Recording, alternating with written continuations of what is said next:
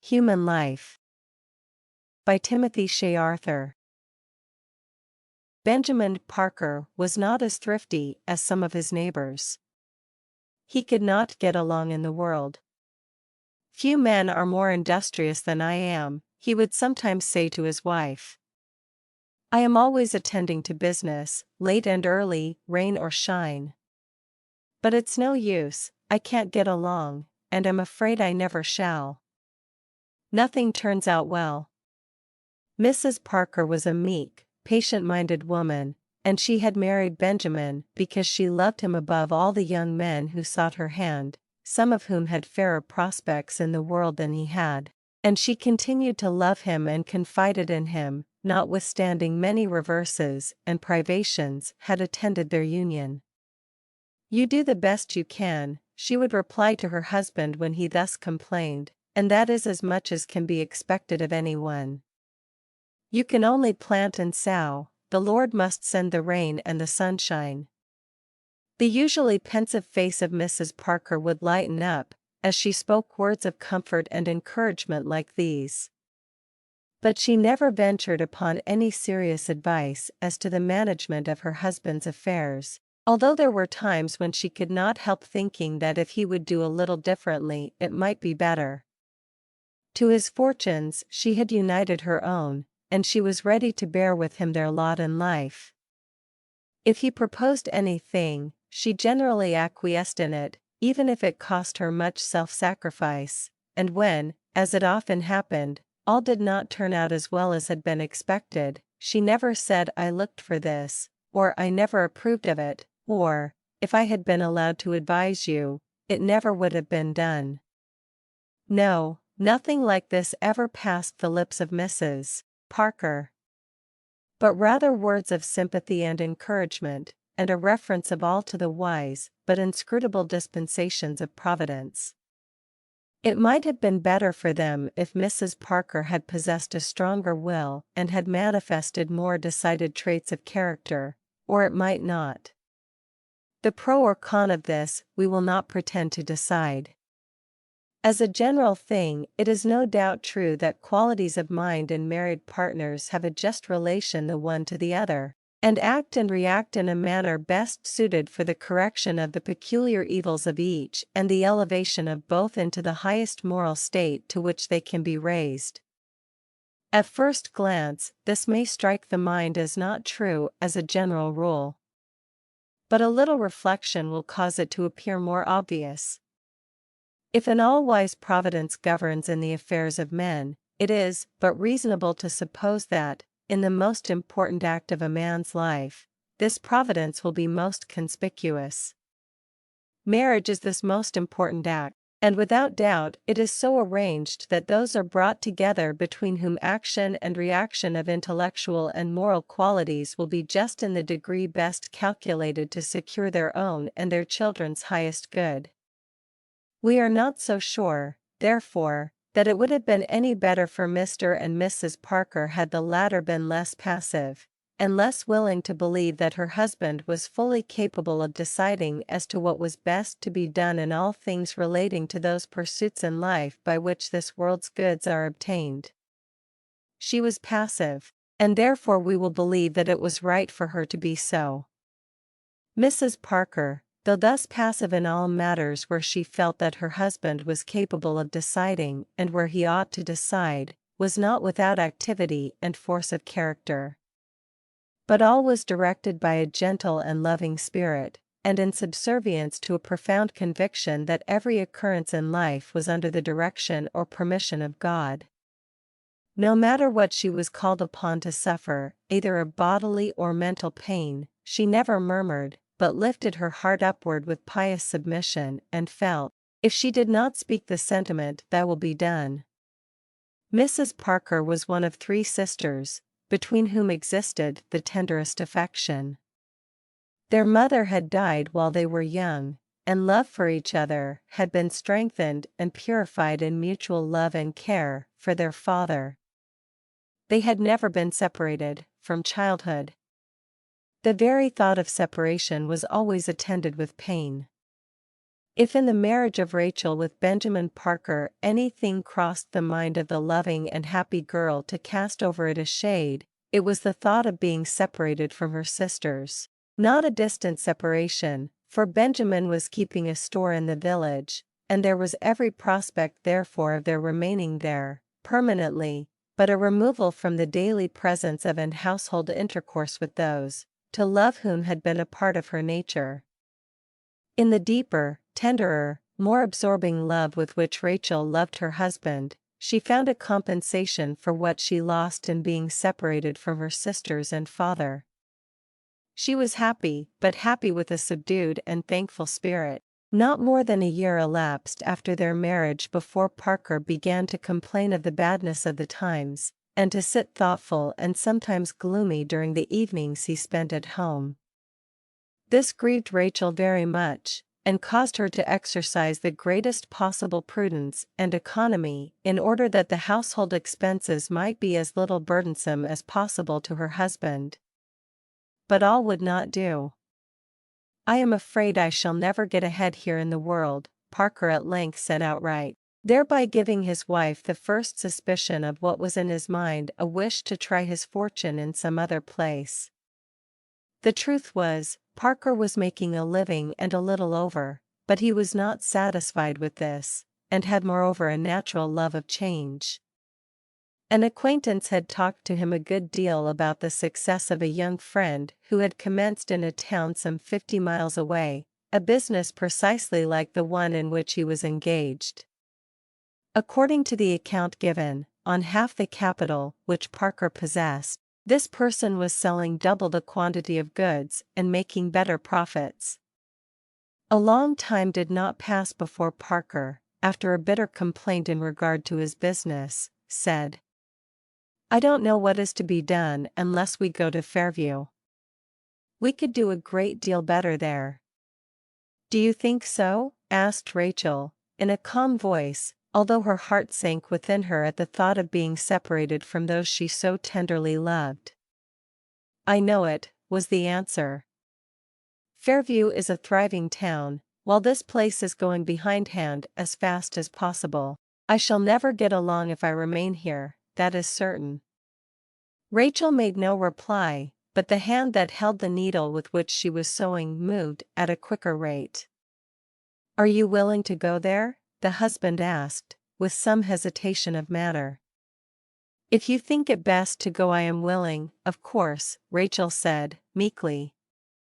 Parker looked into the face of his wife, as it bent lower over the work she held in her hand, and tried to understand as well as read its expression.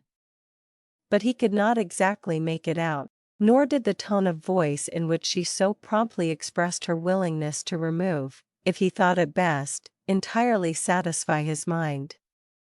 Her assent, however, had been obtained, and this being the thing he most desired, he was not long in forgetting the manner in which that assent was given. Of the cloud that fell upon her heart, of the sadness that oppressed, of the foreshadowing loneliness of spirit that came over her, he knew nothing. A removal once determined upon, it was soon made.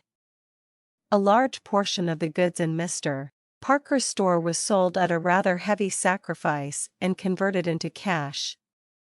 What remained of his stock was packed up and sent to Fairview, whither with his wife and child he quickly followed.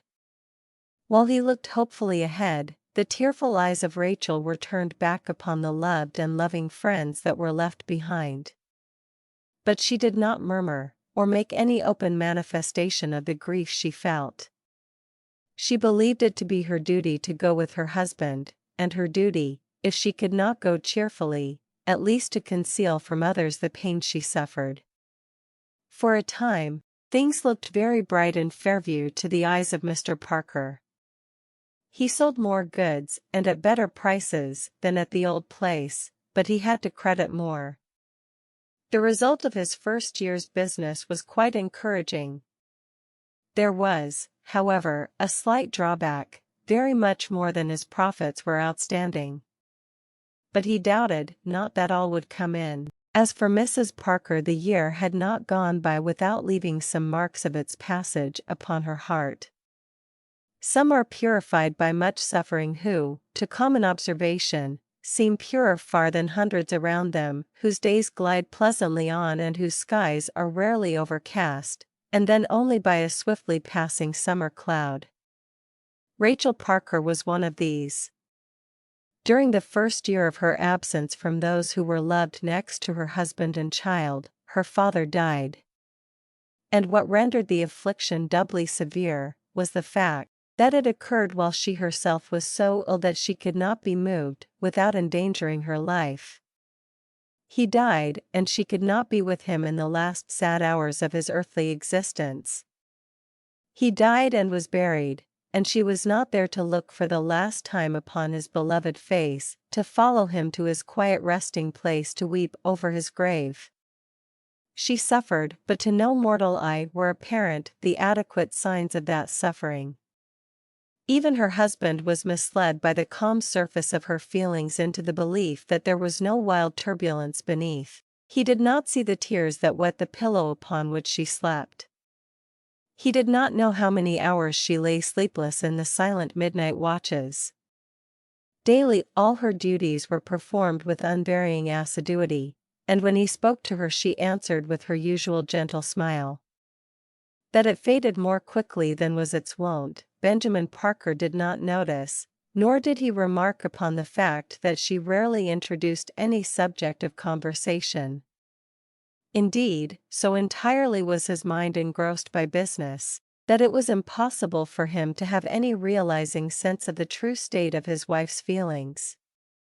For years were passed at Fairview, during which time Parker barely managed to get sufficient out of his store to live upon, the greater portion of his profits being represented by the figures on the debtor side of his ledger. Many of these accounts were good, though slow in being realized, but many more were hopelessly bad. He was very far from being satisfied with the result.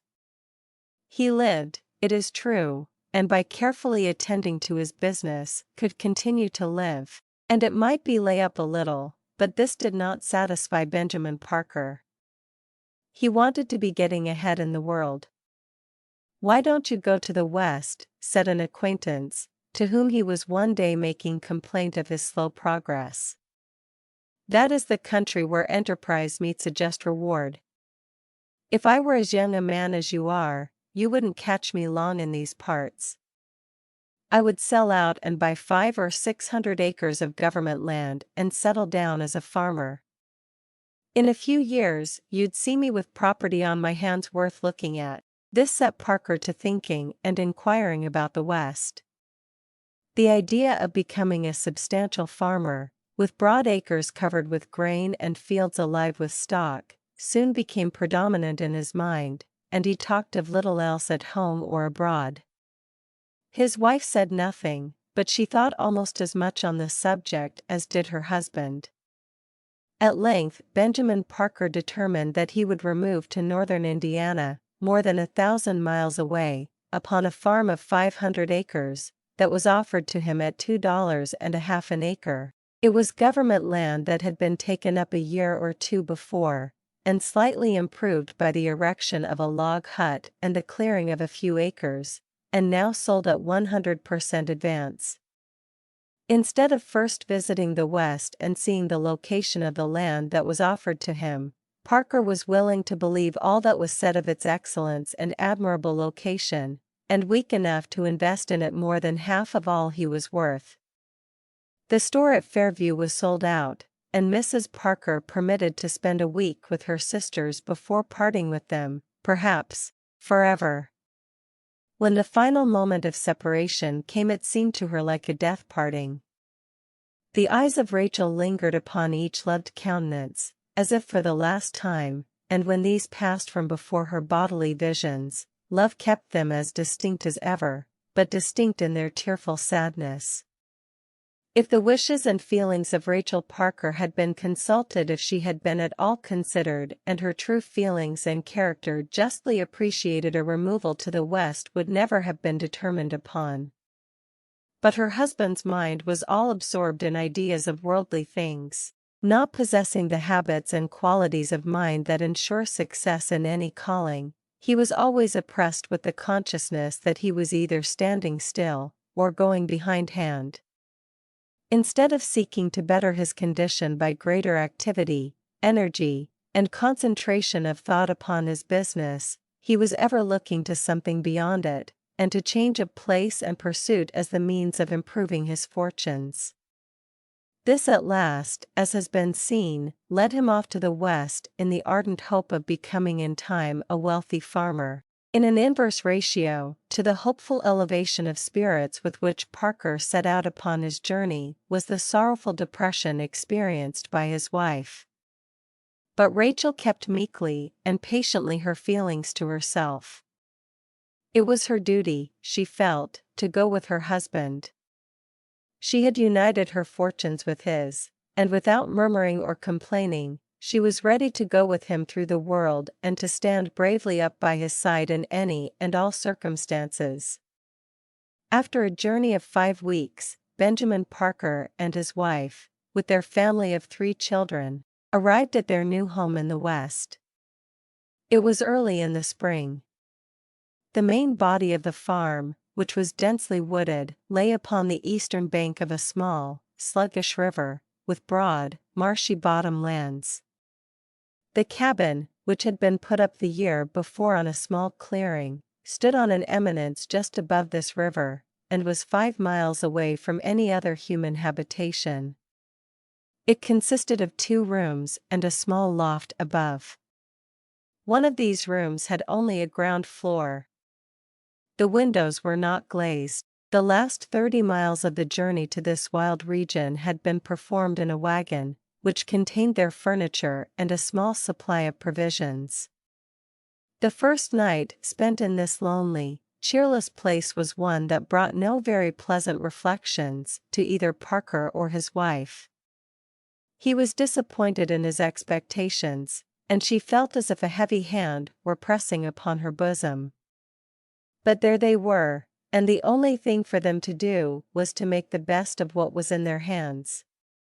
Parker obtained an assistant and went to work to prepare the cleared ground for spring crops, and his wife, with a babe at her breast and no help, assumed all the duties pertaining to her family. In cooking, washing, milking, sewing, etc., she found enough to occupy all her time late and early. It was a rare thing for her to lay her head upon her pillow without extreme weariness and even exhaustion. Time went on, and they began to reap the first fruits of their industry. The wilderness and solitary place blossomed. The little clearing widened gradually its circle, and many little comforts, at first wanting, were obtained. Still they suffered many privations and misses, Parker far more than her husband imagined. The first summer, hot and sultry, drew near to its close. Thus far they had been blessed with health. But now slight headache, nausea, and a general feeling of debility were experienced by all. The first to show symptoms of serious illness was the oldest child. She was nearly 5 years of age, her name was Rachel, and she was aptly named, for she was the image of her mother. The bright eyes, sweet, loving face, and happy voice of little Rachel, that was heard all day long, lightened the mother's toil, refreshed her spirits, and often made her forget the loneliness and seclusion in which they lived. She was like a cool spring in the desert, a bright flower in a barren waste, a ray of sunshine from a wintry sky. Little Rachel was the first to droop. Saturday was always the busiest day of the week. It was the day of preparation for the Sabbath, for even separate and lonely as they were, this family sacredly regarded the Sabbath as a day of rest from worldly care and labor. It was Saturday, and Mrs. Parker, in the more earnest attention which she gave to her household duties, did not notice that the child was more quiet than usual, nor did the fact of finding her fast asleep on the floor when dinner was ready, cause anything further than a thought that she had tired herself out with play. At night she refused her supper, and then it was observed for the first time that her eyes were heavy, her hands hot, and that she was affected with a general languor. Her mother undressed her and put her to bed, and the child sank off immediately into a heavy sleep. For some time Mrs. Parker stood bending over her with a feeling of unusual tenderness for the child. She also felt concern, but not arising from any definite cause. The fear of extreme sickness and impending death she had not yet known. That was one of the lessons she had still to learn. In the morning little Rachel awoke with a severe chill, accompanied by vomiting. A raging fever succeeded to this. The parents became alarmed, and Mr. Parker started off on horseback, for a physician, distant about 7 miles. It was noon when the doctor arrived. He did not say much in answer to the anxious questions of the mother, but administered some medicine and promised to call on the next day. At his second visit, he found nothing favorable in the symptoms of his little patient. Her fever was higher than on the day before. There had been a short intermission after midnight, which lasted until morning, when it had returned again greatly exacerbated. 9 days did the fever last, without the abatement of a single symptom, but rather a steady increase of all. The little sufferer had not only the violence of a dangerous disease to bear, but there was added to this a system of medical treatment that of itself, where no disease existed, would have made the child extremely ill. In the first place, large doses of mercury were given, followed by other nauseous and poisonous drugs. Then copious bleeding was resorted to, and then the entire breast of the child was covered with a blister that was kept on until the whole surface of the skin was ready to peel off. Afterward the head was shaved and blistered. During all this time, medicines that the poor sufferer's stomach refused to take were forced down her throat, almost hourly. If there had been any hope of escape from the fever, this treatment would have made death certain. At the close of the 9th day, the physician informed the parents that he could do no more for their child. When Mrs. Parker received this intelligence, there was little change in her external appearance, except that her pale, anxious face grew slightly paler. She tried to say in her heart, as she endeavored to lift her spirit upward, "Thy will be done." But she failed in the pious effort. It was too much to take from her this darling child, this companion of her loneliness, this blossom so gently unfolding and loading the desert air with soul-refreshing sweetness. It was too much. She bowed her spirit in meek endurance, but she could not say, "Thy will be done." Little Rachel died. The father dug her grave near by their humble dwelling. He made the rough coffin in which they enclosed her, and then bore out the body and laid it in the ground, while the weeping mother stood by his side. Sole mourners were they at these sad funereal rites. No holy words from the book of consolation were read, no solemn hymn was sung, all was silence, heart-oppressing silence. On the succeeding day, Parker had to go for the physician again. His next child was taken sick. His wife was far from being well, and he felt strangely. After the doctor had prescribed for the family, and was about leaving, he took Mr. Parker to an eminence overlooking the river that bounded his farm on the western side, and spoke to him thus. "My friend, do you see that river, with more than half of its muddy bed exposed to the hot sun? Your farm lies upon its eastern side, and the poisonous miasma that arises from its surface and banks is steadily blown upon you by the southwesterly and westerly winds of summer. Is it any wonder that your family have become sick? I wouldn't live here if you would give me 50 farms like this. Already a whole family have died on this spot, and yours will be the next if you do not leave immediately. You have lost one child, let that suffice. Flee from this place as hurriedly as Lot fled from Sodom. Medical aid I solemnly believe to be useless while you remain here. The village of A is healthy. Remove your wife and children there immediately. Do not wait for a single day. It is the only hope for their lives. A warning like this was not a thing to be let go by unheeded. Parker promptly announced to his wife what the doctor had communicated, and ended by saying, "We must go at once." "And leave Rachel?" she returned, sadly. "Our staying here cannot do her any good," replied the husband, in a choking voice. I know," quickly answered the mother. "I am weak and foolish. Yes, we had better go." A few hours sufficed for all needful preparations, and then, with his wife and children in his wagon, Parker mounted one of the horses and drove off for the village of A, distant a little over 10 miles. As they moved away, the mother's eyes were turned back upon the little mound of earth beneath which slept the body of her precious child, and remained fixed upon that one spot until by intervening trees all was hidden from her sight.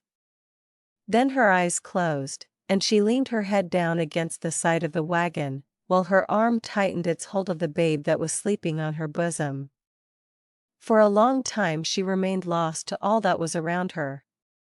Years afterward, she said to a friend that the severest trial of her whole life was in leaving her child alone in that wild, desolate place. It seemed as if the little one must feel the desertion. At the town of Parker and his family obtained accommodations in a poor tavern, where they remained for 6 weeks, during which time every one suffered more or less severely from fevers, contracted in the poisoned atmosphere in which they had been residing. During the time that Parker remained at A, he obtained more information in regard to Western life, and the prospects of a man like himself getting ahead, as a farmer on wild lands than he had ever before had. He learned, too, some particulars about his own farm, of which he was before ignorant. All along the river upon which it was situated, the fall sickness swept off every new comer, and was in very many instances fatal to the oldest residents. He was assured that if he went back there to live before frost set in, it would be almost certain death. The loss of his oldest and best beloved child, the bad location of his farm, and the new and more correct views he had received on the subject of Western life, completely opened the eyes of Parker to the folly he had committed. "If I could make anything like a fair sale of my farm, I think I would let it go, and return to the East," he said to his wife, after they had all recovered from the worst effect of the fevers from which they had been suffering. "If you could do as well at the East, Benjamin, I think we would all be happier there," Rachel replied, in her usual quiet way. Her husband did not notice that the tears sprang instantly to her eyes, nor did he know with what a quick throb her heart answered to his words. A short time after this, Parker was fortunate enough to meet with a purchaser for his land, who was willing to take it with all its improvements at government price. With $700, the remnant of his property, after an absence of 8 months, Parker returned to the East a wiser man, and his wife a more thoughtful, pensive, absent-minded woman. The loss of little Rachel was a sad thing for her. She could not get over it. It would have been some comfort to her if they could have brought back the child's remains, and buried them where her mother had slept for years, and where the body of her father had been so recently laid, but to leave her alone in the wild region where they had buried her, was something of which she could not think without a pang. On the small sum of money which he had brought back from his Western adventure, Parker recommenced his old business in the very town where he lived, and in the store that he occupied at the time of his marriage. As his means were more contracted, he could not do as good a business as the one he had been so foolish as to give up several years before, and he soon fell into his old habit of complaining, and perhaps now with more cause. To such complaints his meek-tempered wife would reply in some words of encouragement and comfort, as, "You do the best you can, and that is as much as can be expected of anyone. You plant and sow, the Lord must send the rain and the sunshine." Back in the old place and among her loving sisters, The heart of Mrs. Parker felt once more the warm sunshine upon it, the gentle dews, and the refreshing rain. But a year or two only elapsed before her husband determined to seek some better fortune in another place. Without a complaining word his wife went with him, but her cheek grew paler and thinner afterward, her step slower and her voice even to the ear of her husband sadder. But he was too much absorbed in his efforts to get along in the world to be able to see clearly the true condition of his wife, or, if he at all understood it, to be aware of the cause. Their new location proved to be an unhealthy one, and the loss of another child drove them away, after a residence of a year. Mrs. Parker suffered here severely from intermittent fever. She was just able to go about when her husband declared his intention to leave the place on account of its being sickly. "Where do you think of going?" she asked, raising to his her large pensive eyes. "I have hardly made up my mind yet," he replied. "But I was thinking of R." Rachel's eyes fell to the floor, and a gentle sigh escaped from her bosom. This was noticed by her husband. "Have you any objection to R?" he asked. "Why not go back to the old place?" Rachel ventured to say, while her eyes were again fixed upon him, but now earnestly and tearfully. "Would you rather live there?" he asked, with more than usual tenderness in his voice. "I have never been happy since we left there," the poor wife replied, sinking forward and biting her tearful face on his breast. Parker was confounded. He had never dreamed of this. Rachel had always so patiently acquiesced in all that he had proposed to do, that he had imagined her as willing to remove from one place to another as he had been. But now a new truth flashed upon his mind. "Never been happy since we left there?" "We will go back, Rachel," he said, with some emotion. "If I had only known this." And they went back. But somehow or other Rachel Parker did not recover the healthy tone of body or mind that she had lost. By strict attention to business and continuing at it for some years in one place, her husband got along well enough, though he did not get rich. As for Rachel, she gradually declined, and 3 years after her return was laid at rest. The end. Subscribe to my channel to receive notifications of new audiobooks. If you like the material, you can give it a thumbs up.